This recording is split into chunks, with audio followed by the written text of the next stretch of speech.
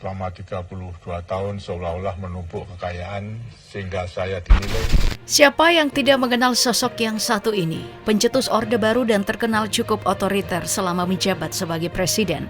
Sosoknya pun tidak lepas dari berbagai macam kontroversi dan isu pelanggaran HAM.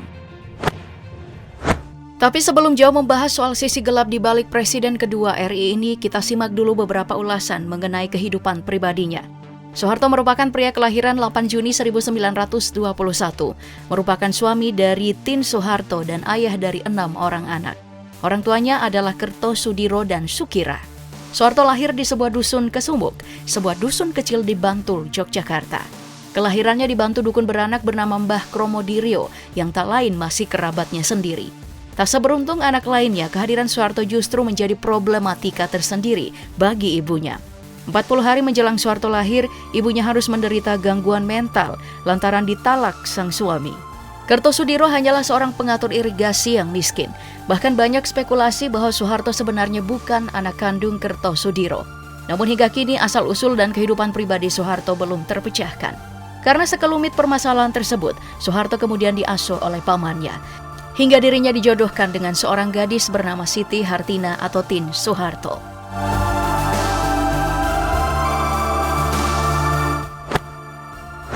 Tak hanya soal keluarganya yang kurang beruntung, nasib baik juga tidak berpihak pada pendidikan Soeharto. Jika anak-anak lain sudah mengenal Karl May di masa sekolahnya, Soeharto hanya banyak mengisahkan soal kerbau-kerbau dan kehidupannya yang jauh dari kesan mewah. Masa kecil Soeharto juga tidak lepas dari kisah perundungan yang dialaminya. Kenangan-kenangan buruk tersebut akhirnya terus membekas dan membuat Soeharto muda sebagai sosok yang pendiam, bahkan saat masuk usia sekolah. Saat itu usianya masuk 8 tahun, Soeharto disekolahkan di Sekolah Dasar Desa Puluhan, Godean.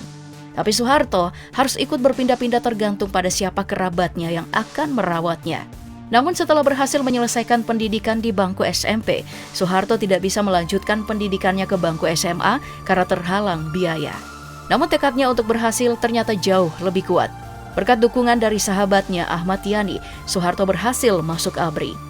Dari sanalah perjalanan karir militernya dimulai dan perlahan mengubah jalan hidupnya hingga berhasil menempati berbagai jenis jabatan.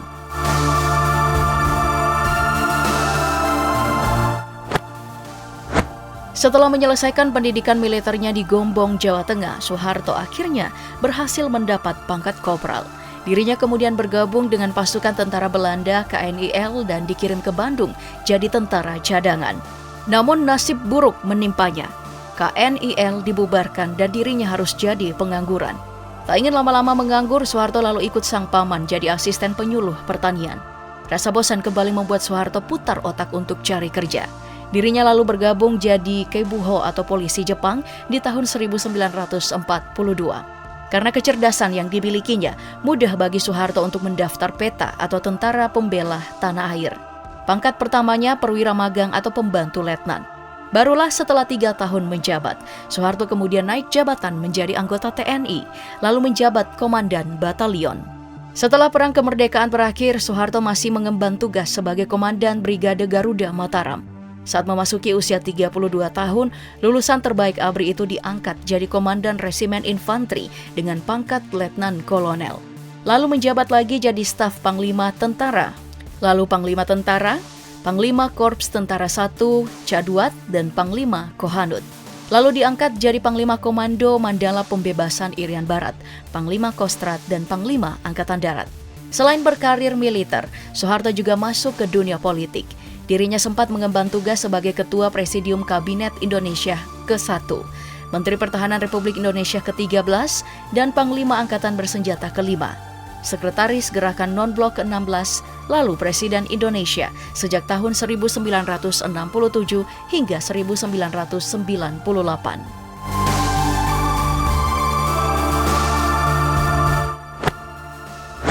Hidup luntang-lantung dan harus berpindah-pindah membuat Soeharto punya tekad jadi orang kaya. Setelah karirnya di militer, dirinya pun masuk panggung politik dan berhasil menjabat Presiden kedua RI. Setelah hampir 32 tahun menjabat, barulah terbongkar sisi gelap sang presiden. Di balik 7 yayasan yang dimilikinya, rupanya pria berjuluk The Smiling General ini ditetapkan jadi tersangka dugaan korupsi. Tepat 3 Agustus tahun 2000, dirinya ditetapkan sebagai tersangka lantaran diduga melakukan penyimpangan terhadap dana yayasannya.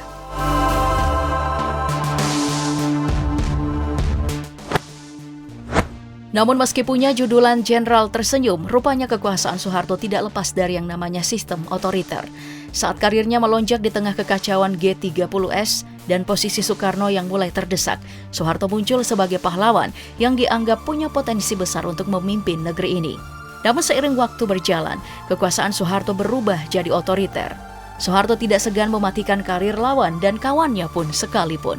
Beberapa tokoh besar hingga pengkritik dari kalangan mahasiswa pun turut dibunuh perlahan karirnya jika dianggap tidak berpihak pada Soeharto.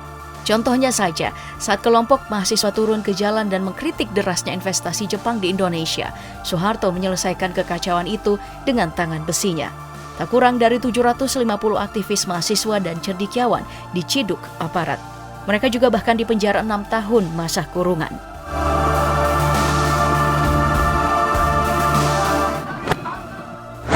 Sisi gelap Soeharto lainnya soal dugaan tindakan kejahatan terhadap kemanusiaan atas sejenis pelanggaran HAM. Saat itu Soeharto menjabat Panglima Komando Operasi Pemulihan Keamanan dan Ketertiban atau Kopkamtib. Laporan soal pembunuhan, penangkapan, penahanan massal, dan pembuangan ke Pulau Buru turut menyeret namanya. Bukan asal tuduhan, laporan ini bahkan disampaikan oleh Tim Pengkajian Pelanggaran HAM Soeharto, Komnas HAM 2003. Sedangkan kasus lain yang dinilai turut dimanfaatkan Soeharto sebagai Kopkamtib adalah peristiwa Tanjung Priuk yang terjadi sepanjang tahun 1984 hingga 1987. Terkenal dengan kebijakannya yang represif, Soeharto seolah punya senjata untuk mematikan respon masyarakat yang anti Orde Baru. Sama dengan kasus Tanjung Priok ini, sekitar 24 orang meninggal dunia, 36 luka berat, dan 19 luka ringan.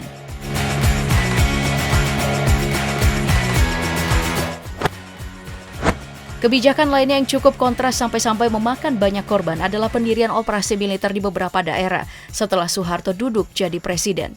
Dalam kurun waktu 10 tahun operasi ini berjalan di Aceh, sebanyak 781 orang tewas, 163 orang hilang, 368 orang mengalami penyiksaan dan penganiayaan, dan 102 orang perempuan mengalami kasus perkosaan. Selain di Aceh, daerah operasi militer atau DOM ini juga diberlakukan di Papua, bahkan berlangsung selama 40 tahun lamanya. Operasi ini tujuannya tak lain dan tak bukan untuk menumpas organisasi Papua Merdeka. Namun sama seperti kebijakan lainnya, kebijakan Soeharto kali ini juga mengakibatkan banyak korban berjatuhan. Di tahun 1966 hingga 1967, sedikitnya 500 orang ditahan dan dinyatakan hilang dalam peristiwa Teminabuan. Peristiwa Kebar tahun 1965 sedikitnya 23 orang terbunuh, 64 orang dieksekusi mati dalam peristiwa Manokwari, 20 orang korban menghilang dalam peristiwa Sentani, serta 634 orang terbunuh dalam peristiwa Enatorali yang terjadi sepanjang tahun 1969 hingga 1970. Kasus lainnya terjadi di Sriwijaya dan Wamena. Terjadi pembantaian di 17 desa selama kurun waktu 1970 hingga 1985. Masih soal Orde Baru, jika biasanya Soeharto merasa tidak mendapat dukungan dari masyarakat, berbanding terbalik saat dirinya menganggap Megawati sebagai ancaman baginya. Lagi-lagi dugaan kasus kekerasan hingga pembunuhan santer terendus dan menimpa simpatisan PDI saat itu. Setidaknya 11 orang meninggal dunia, 149 mengalami luka-luka, 23 orang dinyatakan hilang, dan 124 lainnya ditahan dalam peristiwa yang dikenal dengan nama peristiwa 27 Juli 1996 ini. Kasus menghilangnya beberapa orang yang diduga sebagai perbuatan Soeharto juga terjadi jelang pemilu 1997 dan sidang MPR 1998. Saat itu isu pergantian Soeharto pun mencuat. Orang-orang yang pro-demokrasi dan masyarakat mulai mengambil ancang-ancang dengan membentuk tim orasi dengan nama Tim Mawar. Jelas dalam peristiwa ini memakan korban. Meski 9 orang dikembalikan dalam peristiwa ini, tapi 1 orang meninggal dunia dan 13 orang lainnya masih dinyatakan hilang.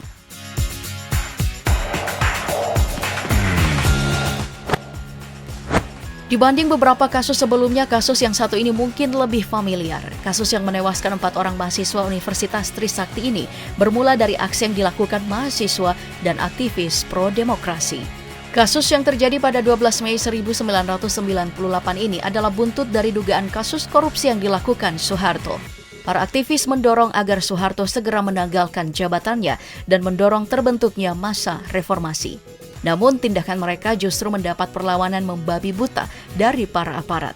Mereka tewas tertembak peluru dan peristiwa ini kemudian dikenal dengan kasus Trisakti.